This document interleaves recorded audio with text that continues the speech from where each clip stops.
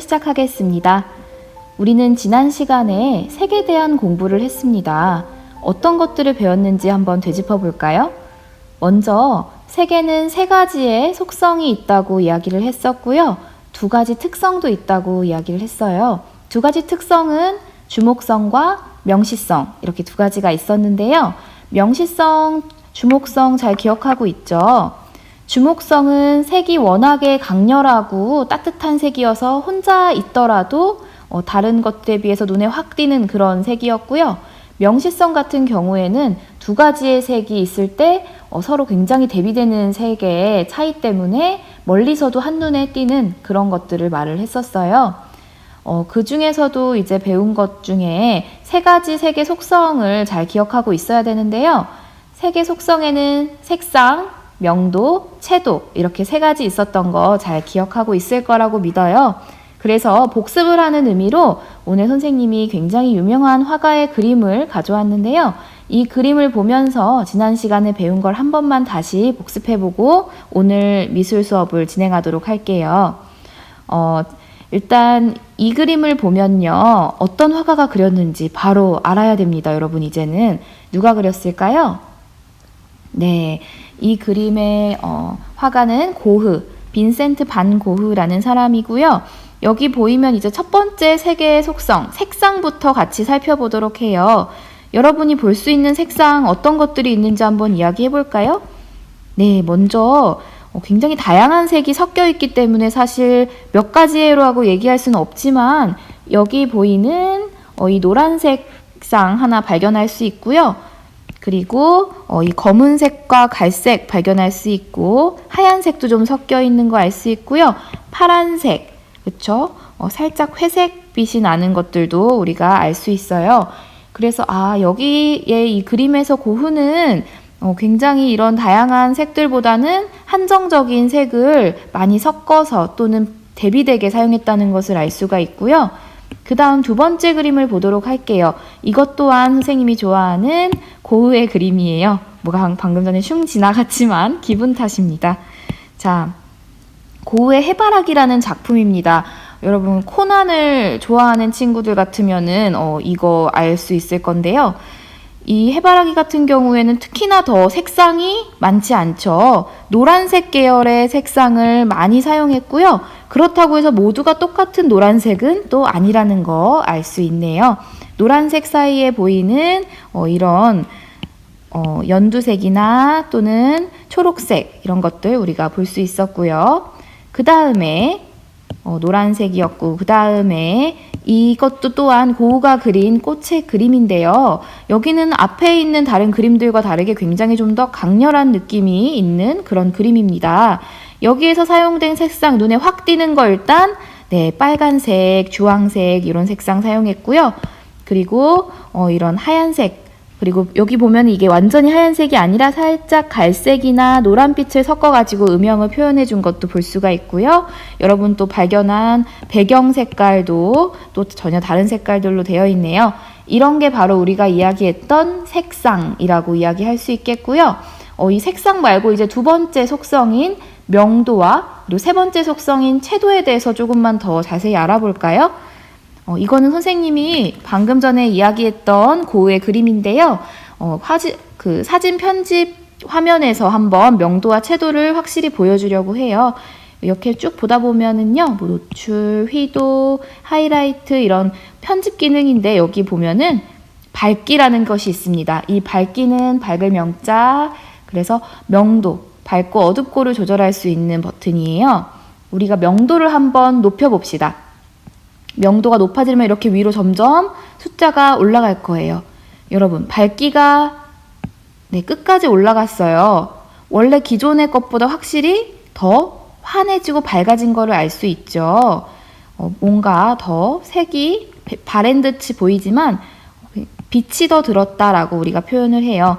그리고 만약에 명도가 이게 원래 상태에서 마이너스로 더 낮아지게 되면 어떻게 될까요?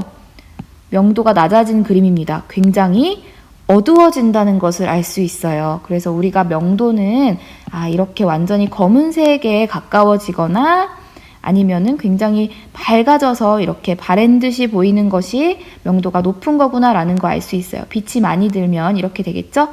그 다음에 이제 세 번째 속성인 채도 한번 알아보도록 해요. 여기 채도를 우리가 높여볼 수가 있는데요. 채도를 한번 끝까지 높여볼게요. 그랬더니 우리가 방금 전에 봤던 알고 있던 그림과는 굉장히 다른 그림이 됐습니다.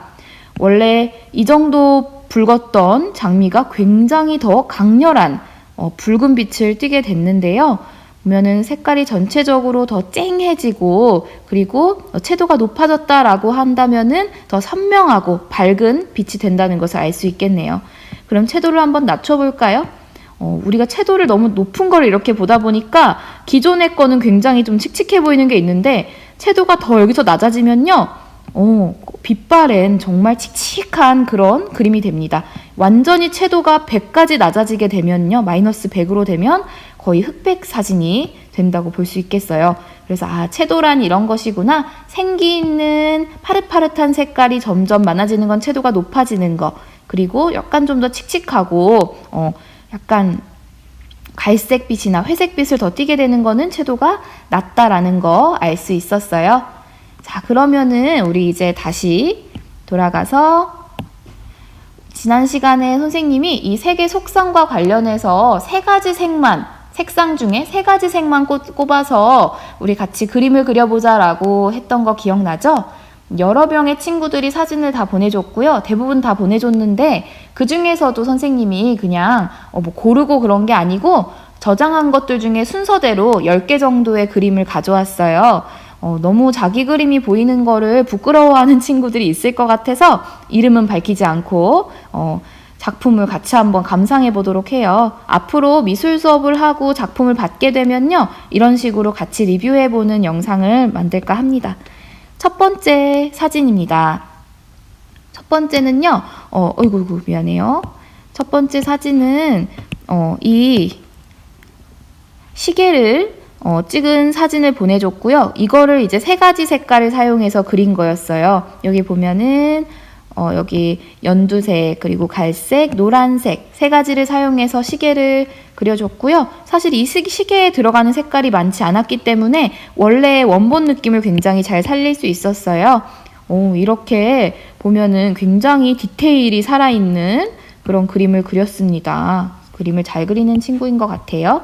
자, 그 다음에 두 번째 그림 한번 보도록 할까요? 이거는 아마 본인이 자는 그런 침대, 2층 침대를 찍은 사진을 보내준 것 같은데요. 선생님도 어렸을 때는 이런 2층 침대에서 같이 형제랑 자고 그랬던 기억이 나는데 굉장히 추억에 잠기는 그런 그림이었어요. 이 그림에 사실 보이는 색깔도 굉장히 많은데 딱 세 가지 색깔 보니까 갈색, 이 하늘색 그리고 검은색을 사용해서 색칠을 해준 것 같고요. 이 친구는 굉장히 영리한 게 뭐냐면 여기에 보이는 이 색깔은 사실 검은색도 아니고 여기는 검은색도 아니고 이 하늘색도 아니고 갈색도 아닌 모든 게 섞여 있는 그런 색상도 있는 걸 알 수 있거든요. 이렇게 하면은 색을 세 가지만 사용했었더라도 많은 표현을 할 수가 있어서 굉장히 칭찬하는 그림입니다. 두 번째 그림을 받고 세 번째 그림 보도록 할게요. 이 친구는 펜꽂이를 이렇게 그려가지고 보여줬던 친구인데요. 세 가지 색상인 검은색과 그리고 빨간색 그리고 초록색을 사용해가지고 다채로운 그런 그림을 그렸습니다. 색이 세 가지밖에 없다는 게 좀 믿기지 않을 정도로 되게 다양해 보이는 그런 효과가 있네요. 그 다음 그림입니다. 이 그림은요, 이렇게 자세히 보면은 여기에 세탁기가 있는 것 같고요. 세탁기 맞겠죠? 카메라인가요? 네, 세탁기인 것 같고요. 이렇게 흐릿하게 보이지만 이렇게 생긴 커튼이 있고 바깥으로 이렇게 창이 있는 걸 알 수 있어요. 이 친구가 그래서 이 커튼 색과 살짝 유사한 이런 초록색을 사용해서 그려주었고요. 하얀색을 쓰면서 그대로 놔둔 것 같아요. 그리고 여기에 보면 굉장히 비슷하게 잘 그렸다는 거 볼 수 있고요. 검은색, 초록색, 하얀색 이렇게 세 가지 색상을 사용해서 그림을 그렸네요. 그 다음 그림입니다. 선생님이 보고 굉장히 놀란 그림이었는데요.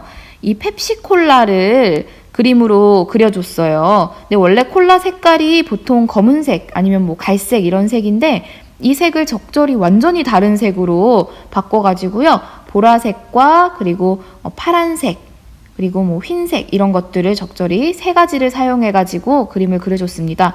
정말 그림 자체도 잘 그리지만 색상이 서로 통통 튀게 잘 어우러지는 것들을 보면서 이 친구도 정말 그림 솜씨가 좋다라는 생각을 했어요. 우리 반에 그림을 좋아하고 잘 그리는 친구들이 굉장히 많은 것 같습니다. 그 다음 그림 볼게요. 어느 집에나 가면 볼 수 있는 이런 사진인데요. 신발장과 그리고 연필이 아니죠? 우산꽂이 그리고 현관문 이렇게 세 가지 그림을 그려줬는데요. 색깔은 연두색과 보라색과 하늘색으로 통일해서 비슷한 차가운 계열의 색을 사용해서 그려줬습니다. 굉장히 뭔가 미술작품 같고 스케치 자체도 잘한 것 같고요. 잘했습니다. 그 다음에 선생님 보고 굉장히 놀란 그림이에요. 이것도 뭐 집안의 예쁜 풍경이나 아니면 집 밖에 주변의 것을 해도 된다고 했더니 예쁘게 핀 벚꽃 사진을 찍어서 보내줬었는데요.